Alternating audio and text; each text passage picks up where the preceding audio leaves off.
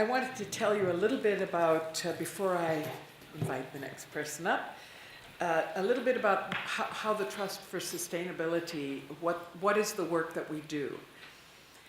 We're in a bit of a transition at the moment, but we saw that, it started on Cortez and seeing how many communities are unable to protect their green spaces. And how usually what happens, certainly in Vancouver, it's starting to happen in Victoria, it's happening all over, that you get this urban sprawl that starts happening, and then there's a point where it goes back inward again and everything gets higher and higher and higher and higher because of the immense density that's coming in. So what we saw was a need for an opportunity to be able to save a lot of those pieces of property that are close to urban centers.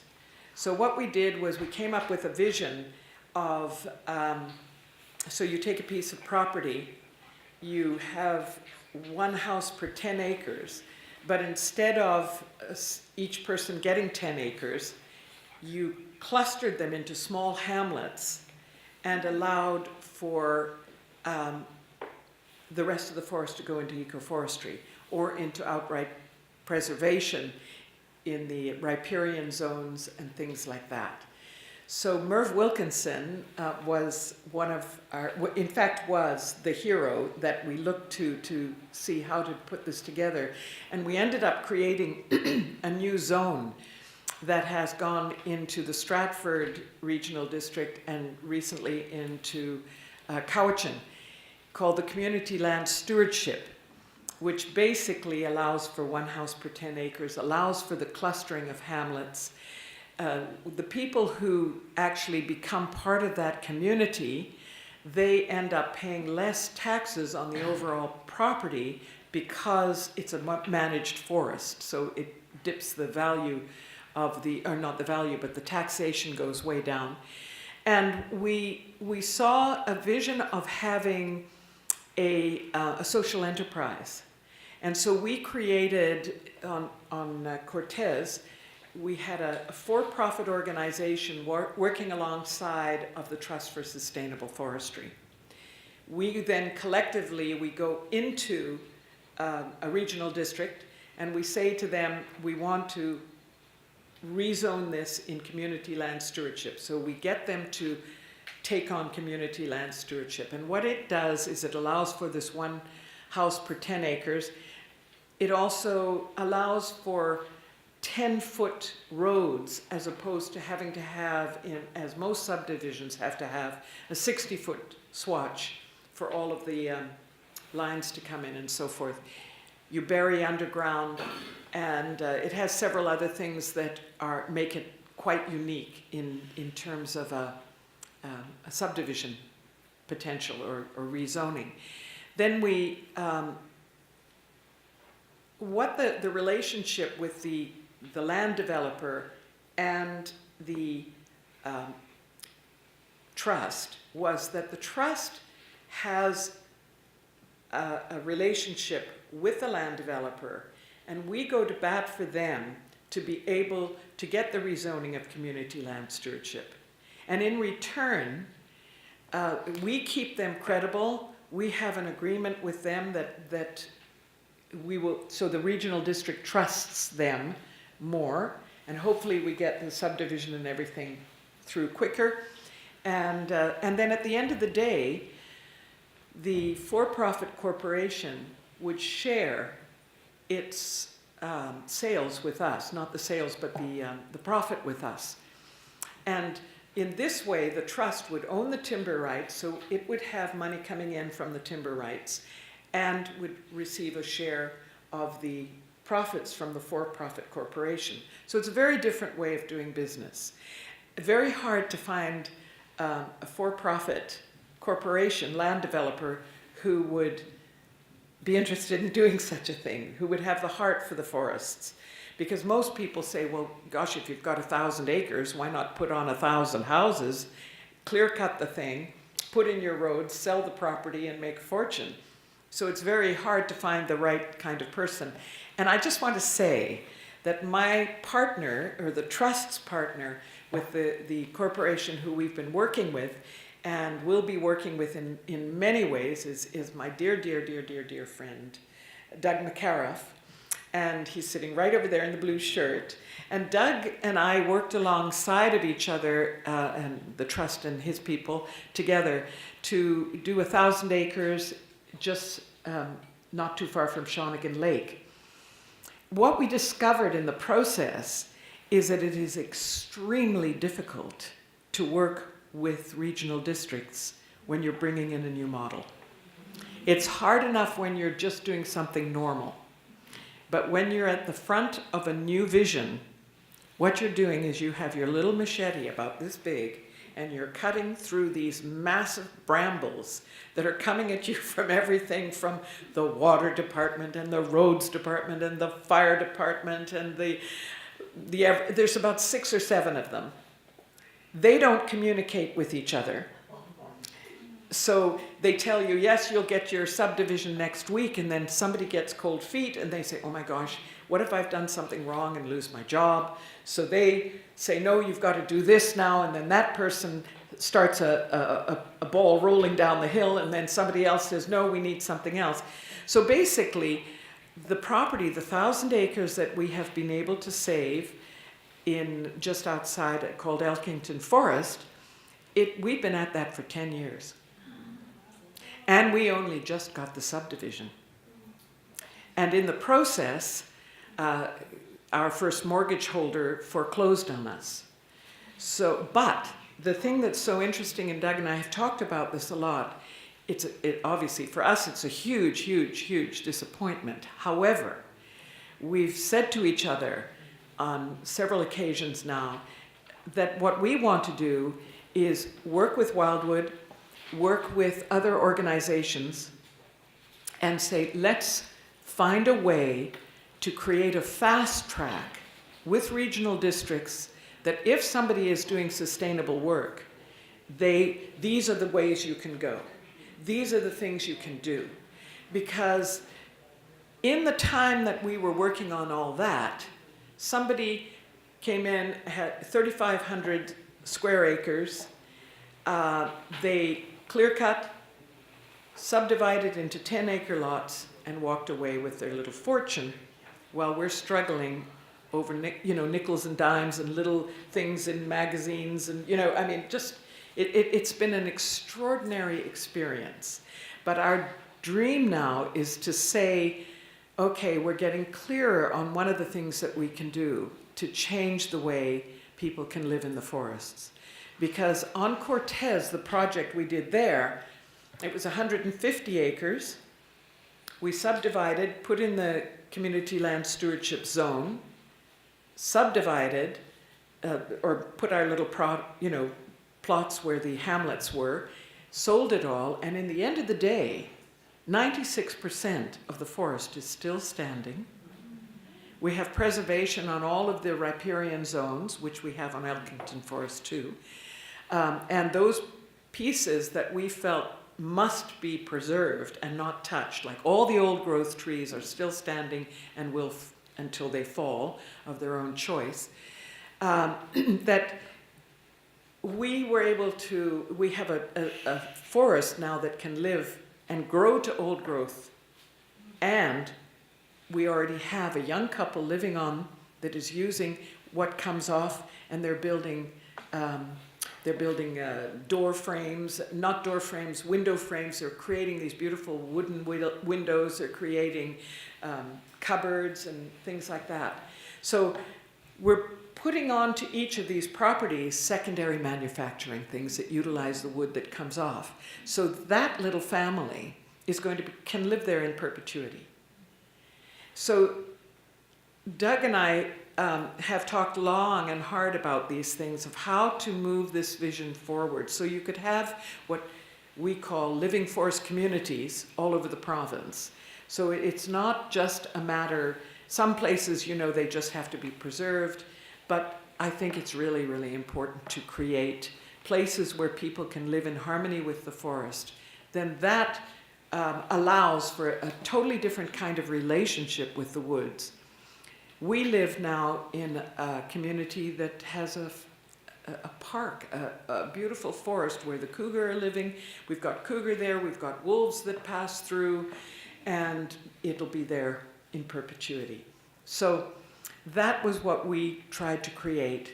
What we're going to do now is look at a way at how can we get a model into the regional districts, which was the part that really made us tip over the edge, where we just couldn't carry the debt after a while because it took so long to bring it to fruition. We have 13 covenants on the property. 13.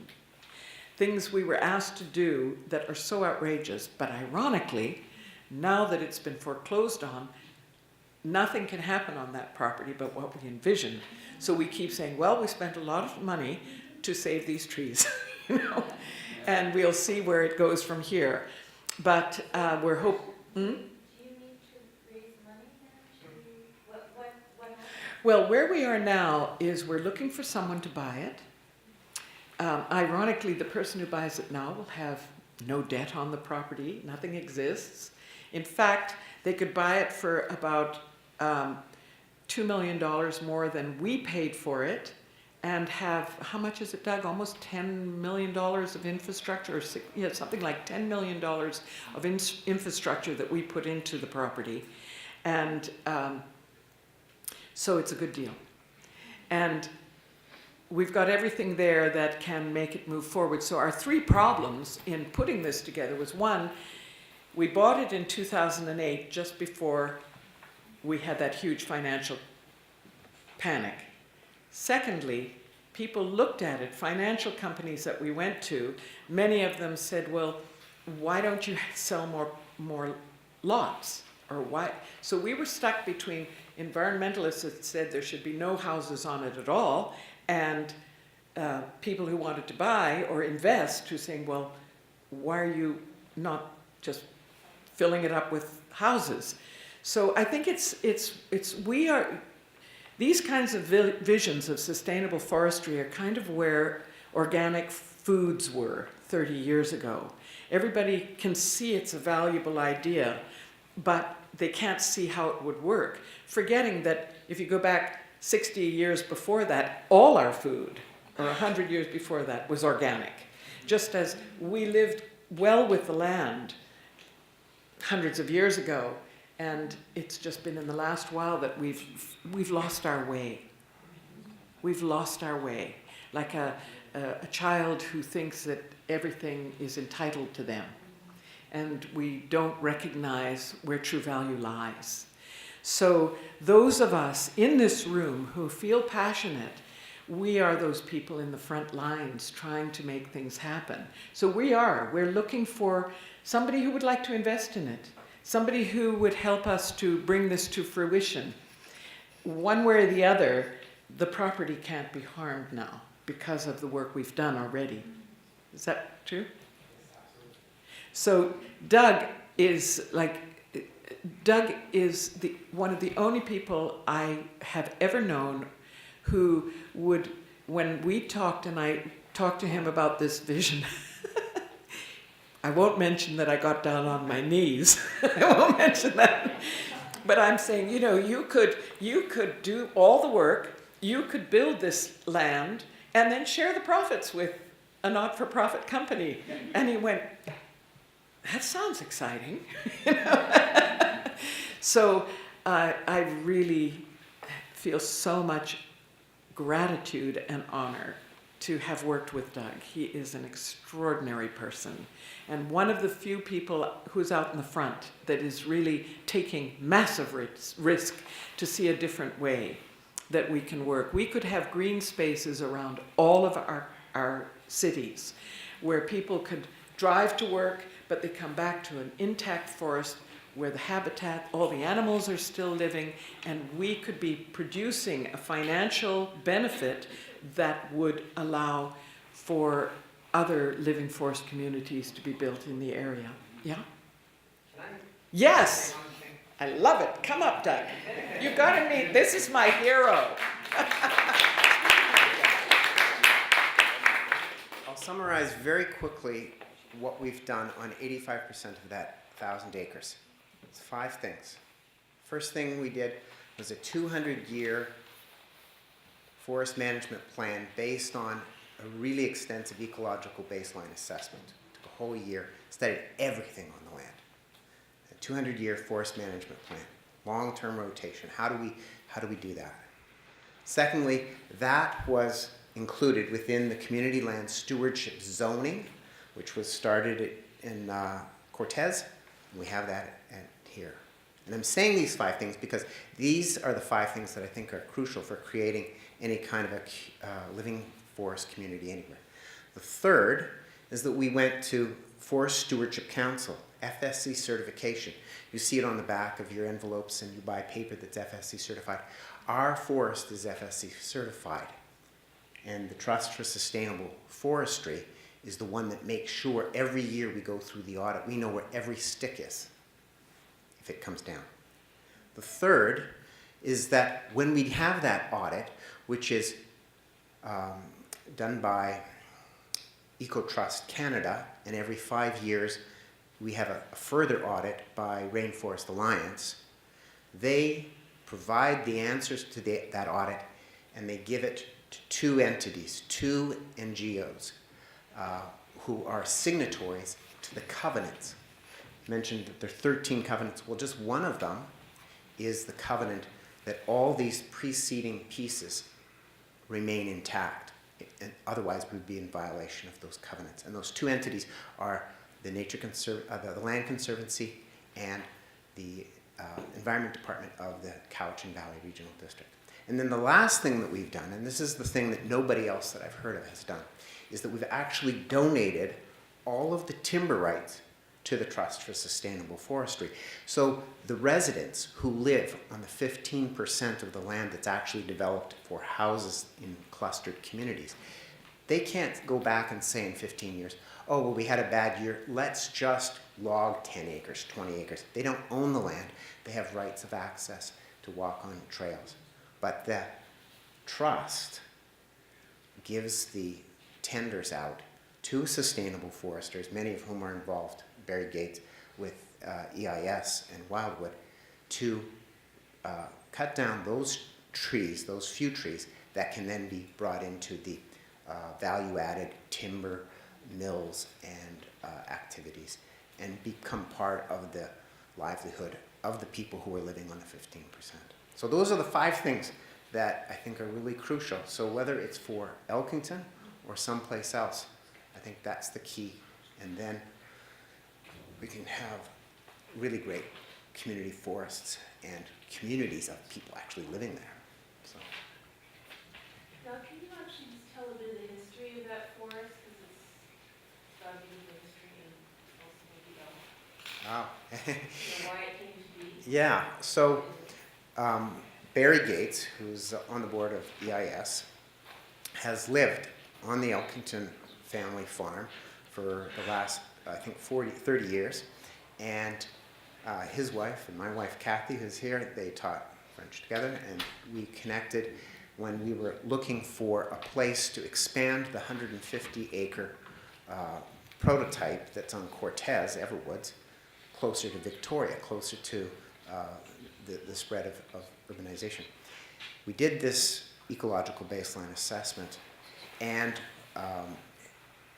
this 1,000 acres was part of a 6,000-acre land holding, and it's right on the edge of 200,000 acres, which is the CRD watershed, so right on the corner. And there's a herd of Roosevelt elk that go from Luby Lake to Devereux Lake to Stebbings Lake, and one of the few places on the southern island where we have Roosevelt elk in number, and so they use that land. We made a proposal, we purchased the land, and then did all of those 5 elements. Is that the piece of the history that you're asking about? Didn't the original owner, the adult children of the original owner, seek you out and because they wanted to preserve it in the name of their... Yes, that's their right. property? So there was 6,000-acre parcel. 5,000 of it was owned by a German prince, and at the beginning of 2000, he sold it off. And it was, as Ann mentioned, immediately clear-cut and logged and flogged. In 2 summers, it was, feller bunchers just went through 24/7, day and night. The 18 grand descendants of Erik Elkington, or Dr. Erik Elkington, decided that they wanted to explore a different way because their father and their uncle, Erik and Charles Elkington, actually donated the largest deep soil Gary oak forest, which is by Quamachin, and that's a beautiful Gary oak forest, and they had donated that.